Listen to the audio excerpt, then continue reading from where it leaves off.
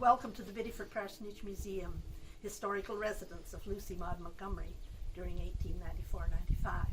Come in, relax, and join us for Storytime with LM Montgomery. My name is Barbara Burleigh, and I'm going to be reading A Christmas Mistake. This story was first published in the Family Herald on December 20th, 1899, and it's included in a collection of short stories published in 1995 entitled Christmas with Anne and Other Holiday Stories.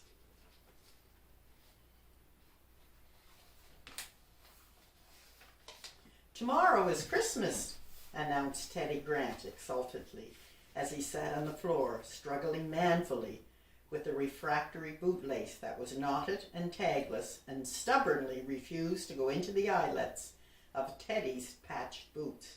"Ain't I glad, though? Hooray!" His mother was washing the breakfast dishes in a dreary, listless sort of a way. She looked tired and broken-spirited. Ted's enthusiasm seemed to grate on her, for she answered sharply, "Christmas indeed! I can't see that it's anything for us to rejoice over. Other people may be glad enough, but what with winter coming on, I'd sooner it was spring than Christmas. Mary Alice, do lift that child out of the ashes and put its shoes and stockings on. Everything seems to be at 6 and 7s here this morning." Keith, the oldest boy, was coiled up on the sofa, calmly working out some algebra problems, quite oblivious to the noise around him. But he looked up from his slate, and with his pencil suspended above an obstinate question, he declaimed with a flourish, "Christmas comes but once a year, and then Mother wishes it wasn't here." "I don't then," said Gordon, son number 2, who was preparing his own noon lunch of bread and molasses at the table, and making a mess of crumbs and sugary syrup over everything. "I know one thing to be thankful for, and that is there'll be no school. We'll have a whole week of holidays." Gordon was noted for his aversion to school and his affection for holidays. "And we're going to have a turkey dinner," declared Teddy, getting up off the floor and rushing to secure his share of bread and molasses. "And cranberry sauce and pound cake, ain't we, Ma? Ma?"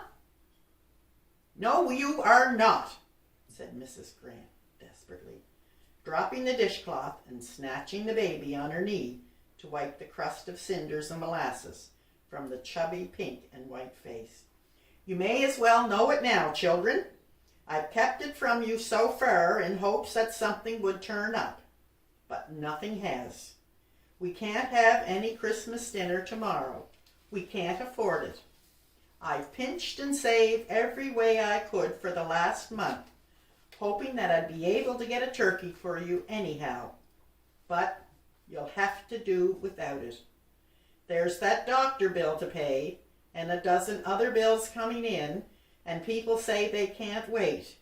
I suppose they can't, but it's kind of hard, I must say." The little Grants stood with open mouths and horrified eyes. No turkey for Christmas? Was the world coming to an end? Wouldn't the government interfere and anyone ventured to dispense with a Christmas celebration? The gluttonous Teddy stuffed his fists into his eyes and lifted up his voice. Keith, who understood better than the others the look on his mother's face, took his blubbering young brother by the collar and marched him into the porch. The twins, seeing the summary proceeding, swallowed their outcries that they had intended to make, and although they couldn't keep the big tears from running down their fat cheeks, Mrs. Grant looked pityingly at the disappointed faces about them. "Don't cry, children. You make me feel worse. We're not the only ones who will have to do without a Christmas turkey. We ought to be very thankful that we have anything to eat at all. I hate to disappoint you, but it can't be helped." "Never mind, Mother," said Keith comfortingly, relaxing his hold upon the porch door whereupon it suddenly flew open, precipitated Teddy, who had been tugging at the handle, heels over head backwards. "We know you've done your best. It's been a hard year for you. Just wait, though. I'll soon be grown up, and then you and these greedy little youngsters shall feast on turkey every day of the year. Hello, Teddy, have you got your feet again? Mind, sir, no more blubbering." "When I'm a man," announced Teddy with dignity, "I'd just like to see you put me in the porch. And I mean to have turkey all the time, and I won't give you any either." "All right, you greedy small boy. Only take yourself off to school now, and let us hear no more squeaks out of you. Tramp, all of you, and give Mother a chance to get her work done." Mrs. Grant got up and fell to work at her dishes with a brighter face. "Well, we mustn't give in. Perhaps things will be better for a while.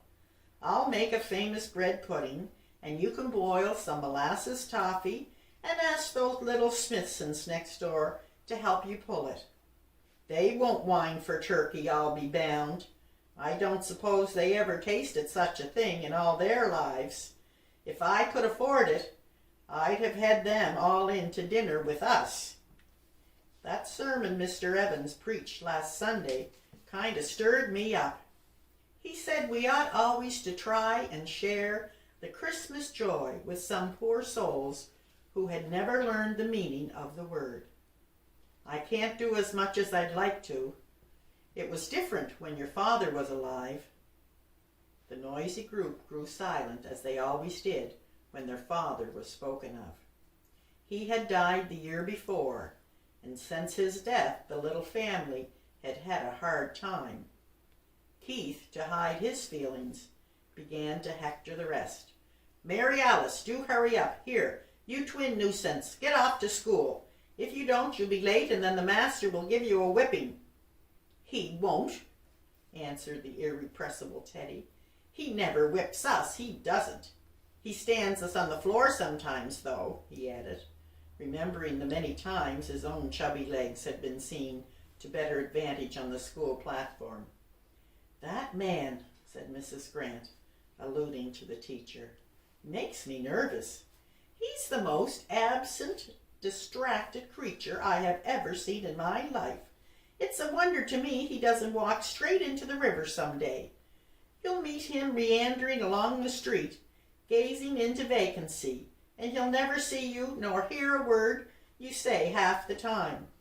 Yesterday," said Gordon, chuckling over the remembrance, "he came in with a big piece of paper he'd picked up on the entry floor in one hand and his hat in the other, and he stuffed his hat into the coal scuttle and hung up the paper on the nail as grave as you please.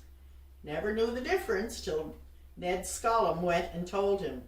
He's always doing things like that." Keith had collected his books and now marched his brothers and sisters off to school. Left alone with the baby, Mrs. Grant betook herself to the work with a heavy heart.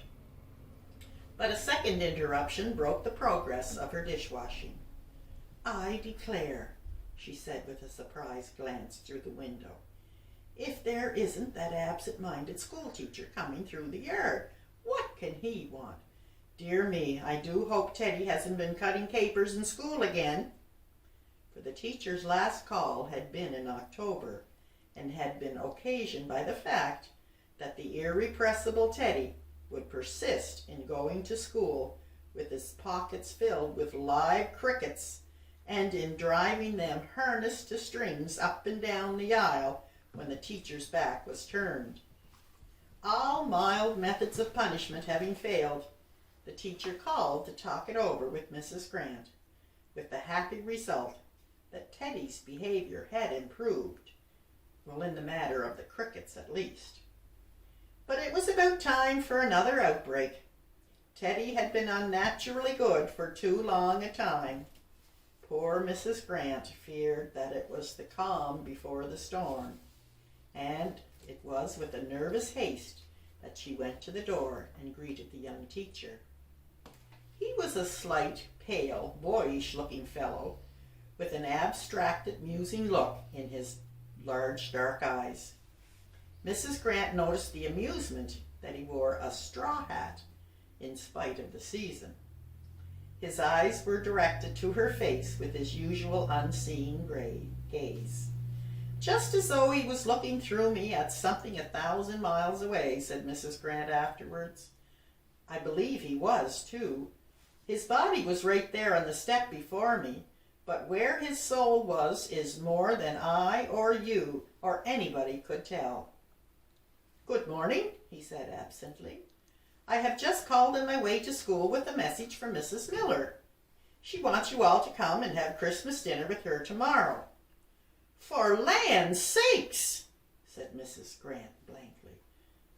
"I don't understand." To herself she thought, "I wish I dared take him and shake him to find out if he's walking in his sleep or not. You and all the children, every one," went on the teacher dreamily, as if he were reciting a lesson learned beforehand. "She told me to tell you to be sure and come. Shall I say you will?"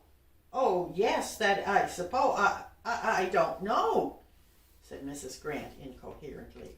"I never expected, yes, you may tell her we'll come," she concluded abruptly.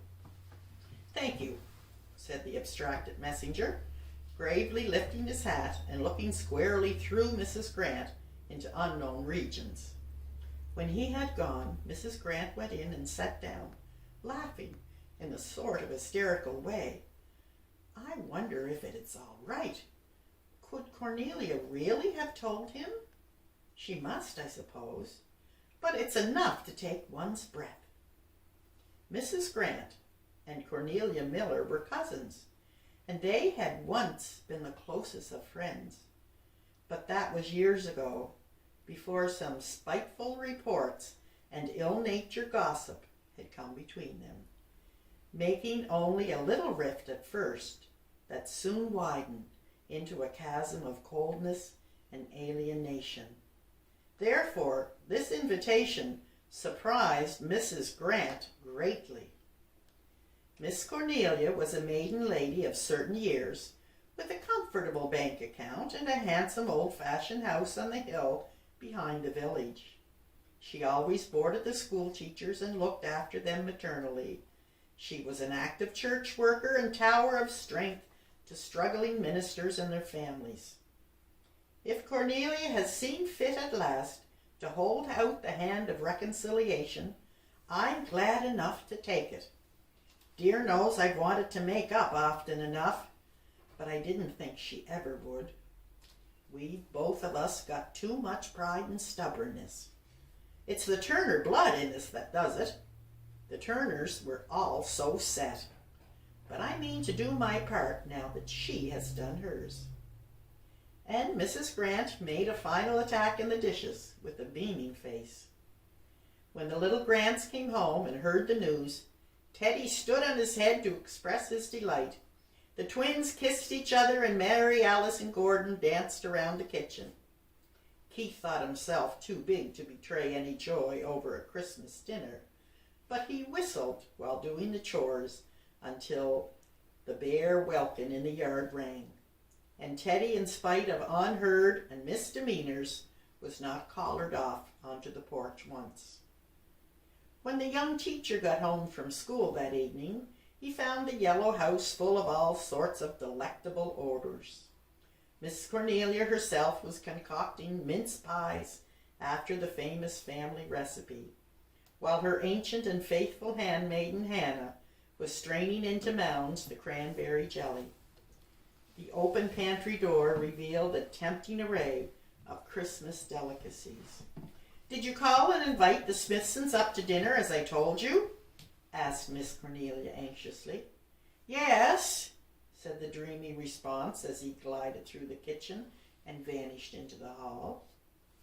Miss Cornelia crimped the edges of her pie delicately with a relieved air.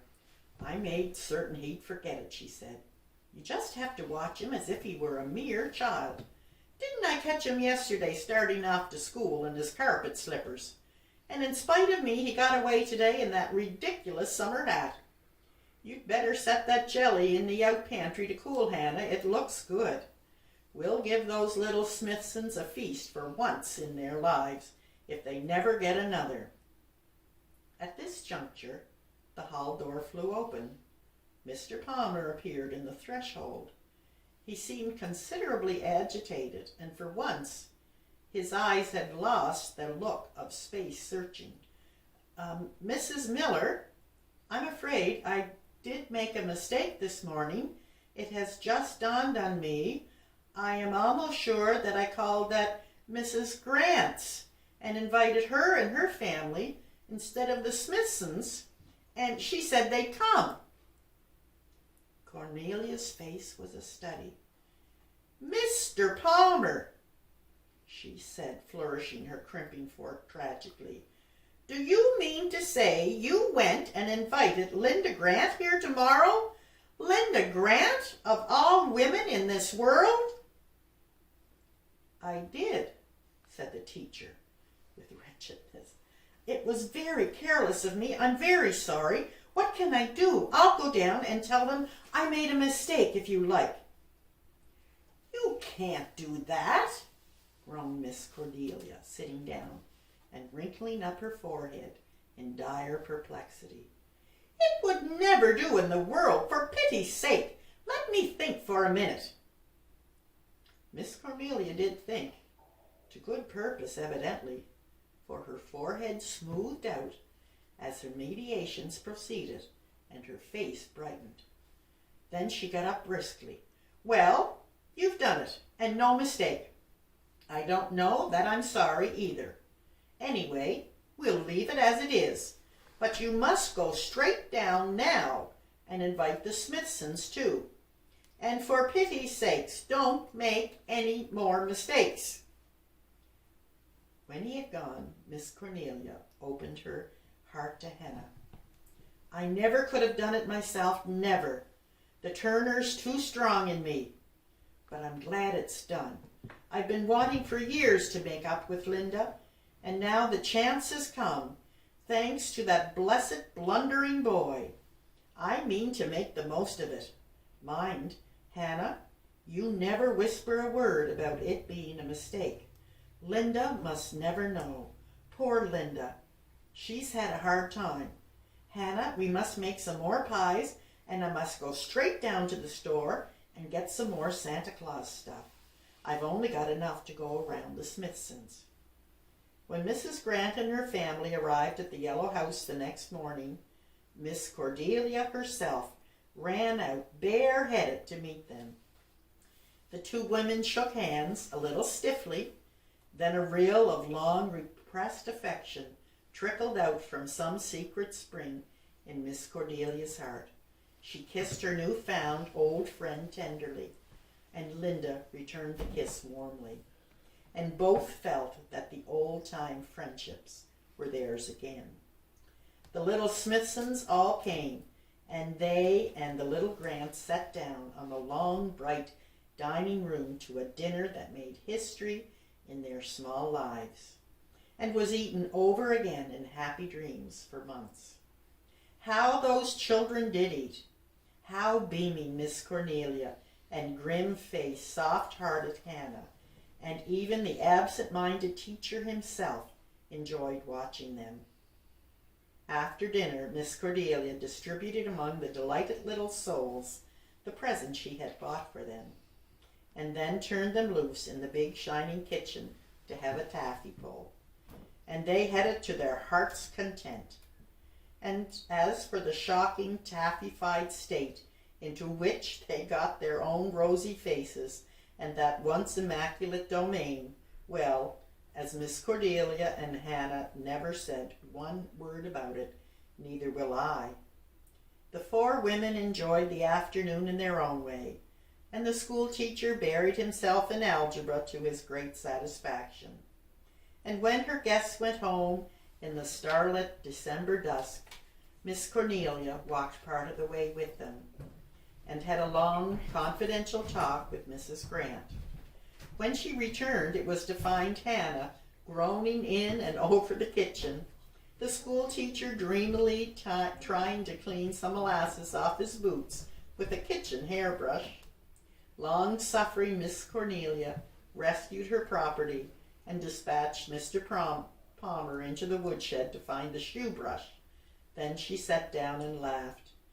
Hannah, what will become of that boy yet? There's no counting on what he'll do next. I don't know how he'll ever get through the world, I'm sure.